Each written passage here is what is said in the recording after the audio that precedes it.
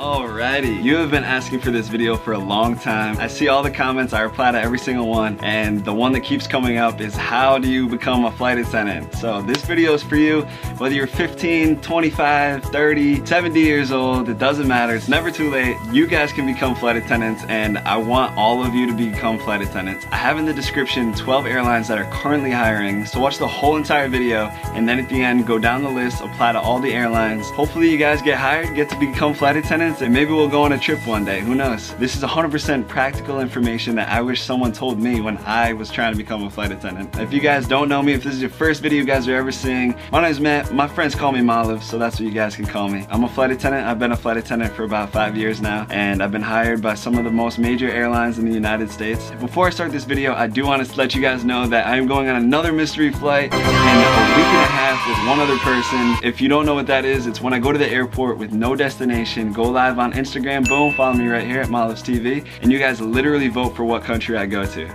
But let's get into the video. Ooh, let me take you to flight school. We'll learn to fly.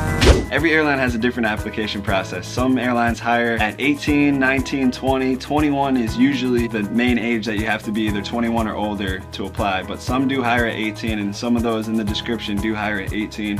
So if you are 18, you can still become a flight attendant, but when you do your application process, you're gonna wanna put your resume on there. The best jobs to have on your resume to become a flight attendant, 100% you're gonna wanna have something in customer service. So whether it's sales, retail. My first job, I worked at McDonald's when I was 15.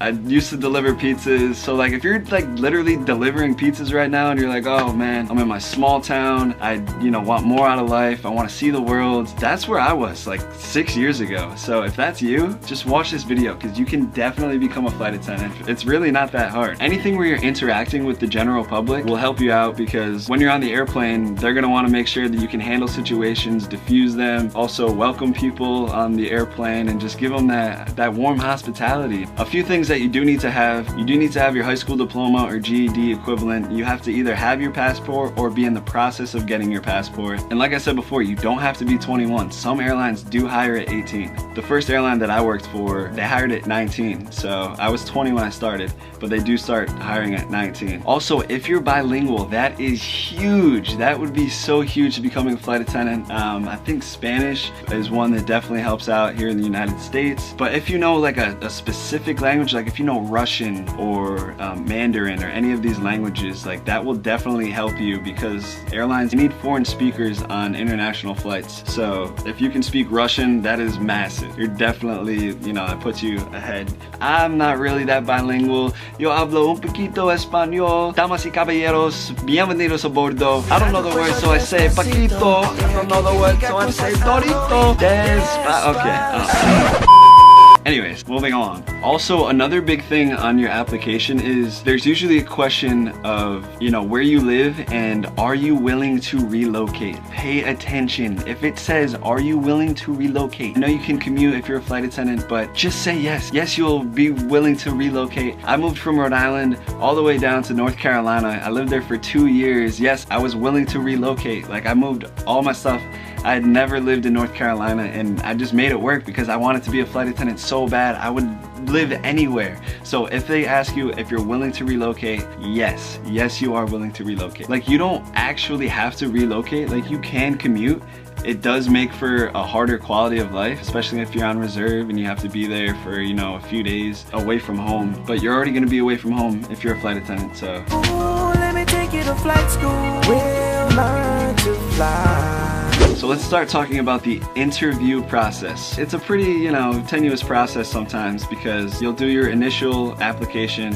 Some want you to do a video interview, a phone interview, in-person interview. Like there's a lot of different interviews that you gotta go through. We'll start off with a video interview.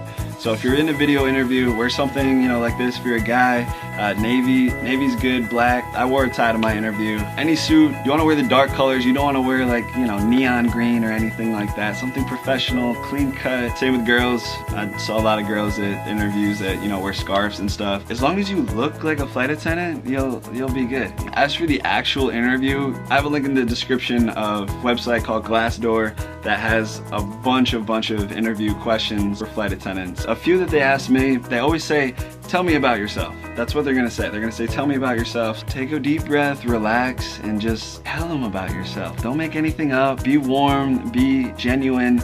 Definitely show some personality. Crack a little joke in there if you can. I've been asked that question literally every single interview that I've done for an airline. They'll ask you certain situations too. So they'll do a lot of questions where name a time when. Name a time when you went above and beyond a customer at a job. That was one. Name a time where you received outstanding customer service. I remember for that one, I was talking about like Chick-fil-A and you know how they hold the door open and they give you refills and they always say my pleasure. Like, I didn't think going into the interview I was gonna be talking about Chick-fil-A, but they're gonna ask you a bunch of questions like that in the interview.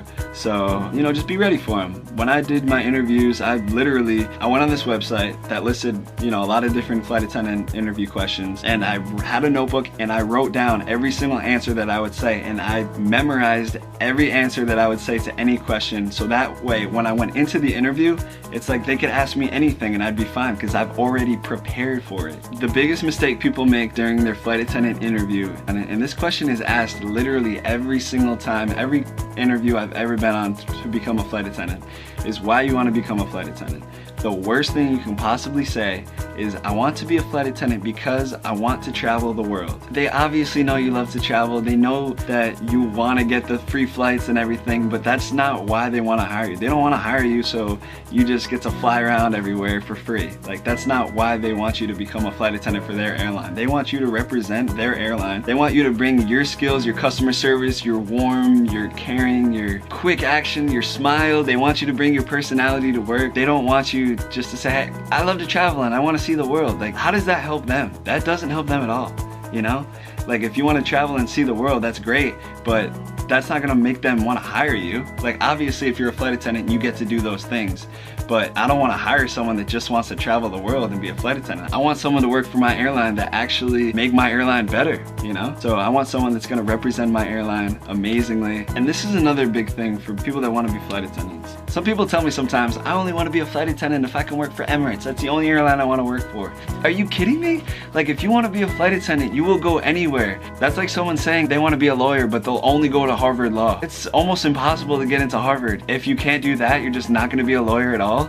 Like, if you guys want to be flight attendants, I started at a regional airline, worked there for a couple years, and went on to a better airline and then the best airline in my opinion. So you got to start somewhere. If you only want to work for the best airline and you don't want to do anything else, then you can keep trying to get to that one airline. But if you work for another airline and you get to actually see how the job is, and when that other airline opens up their application process again, now you're already a flight attendant. So you have the experience and the knowledge of already being a flight attendant. So that's gonna look better on an application versus someone who has absolutely no airline experience. So if you say that you only want to work for Emirates, here's a news flash. You're gonna want to go to the airline that you can get in with, and then you can apply to different ones. But the best time to look for a job is when you have a job. Ooh, let me take you to flight school. We'll learn to fly.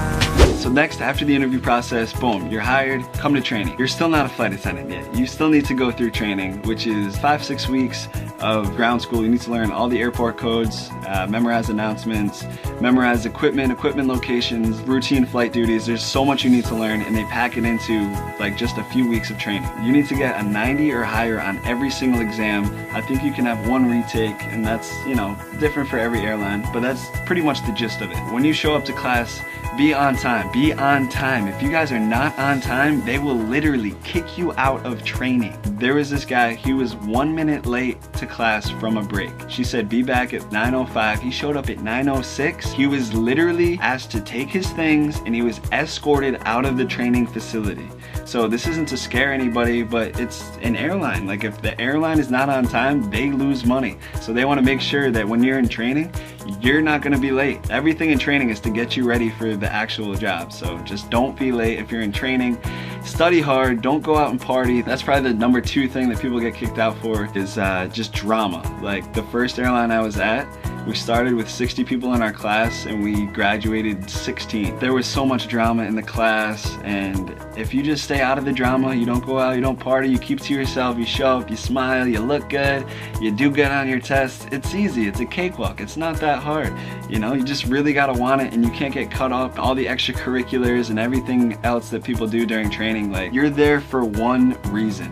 Like, when I'm in training, boom, I have tunnel vision. I've been through 3 different trainings. I wake up, go to class, work out, study, and repeat. That is it for 6 weeks. That is all I do. I don't go out, I don't do anything, because the only reason I'm there for one thing. I'm there to get my wings. The only time I went out during training was literally the night before graduation. That's when we all, you know, celebrate finally passing and getting our wings. That is the only time that I was celebrating. People that would like go out, I'm like, what are you celebrating? You haven't gotten your wings yet. Ooh, let me take you to flight school.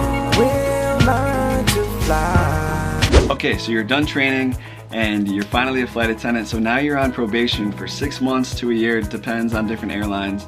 And this part, you know, is you're pretty much there, but you still have a little bit more to go.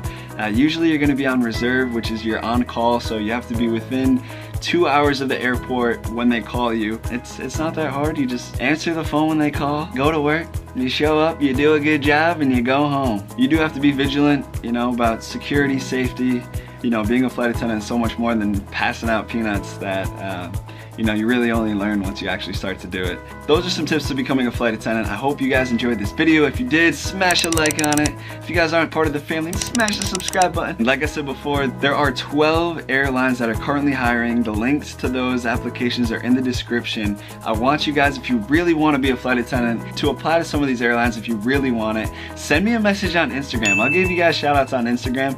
Tell me you applied to an airline, because I want you guys to be flight attendants. I tell everybody, even my best friends that I've been friends with forever. I have some friends that are accountants. My best friend sells windows, and I'm like, come be a flight attendant, because I love it and I want everybody to have the same opportunity. Before I was a flight attendant, like I said before, I was delivering pizzas. I was in college. I had no idea what I wanted to do, and I knew I wanted to do something in my life that was bigger than myself. Like, I wanted to do something. I'm from the smallest state. I'm from Rhode Island, and I absolutely love Rhode Island. But everybody in this state, they never leave, you know, they don't go anywhere, and I wanted to be a part of something that could just expand my mind. And I've learned way more from being a flight attendant for 5 years than I would have ever done in college if I had finished and gotten a regular 9-to-5 job. That's not for me. That's not the type of life I wanted to have. So that's what I did, guys, and I hope you guys enjoyed the video. Don't forget, mystery flight number 6 or 7 is coming out in a week and a half. I'm going with one other person. It's gonna be so sick. I cannot wait. Make sure you follow me on Instagram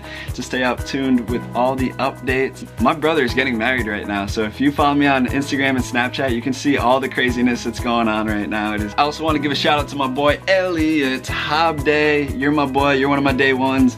Guys, if you want shout outs, make sure you apply to one of these airlines. If you want to be a flight attendant, let me know how it went. Let me know in the comments other videos you guys want to see. I hope this video helped you out, guys. I really hope you become flight attendants. And you guys know what to do. This is Miles TV. Smash that like button and let's fly, baby.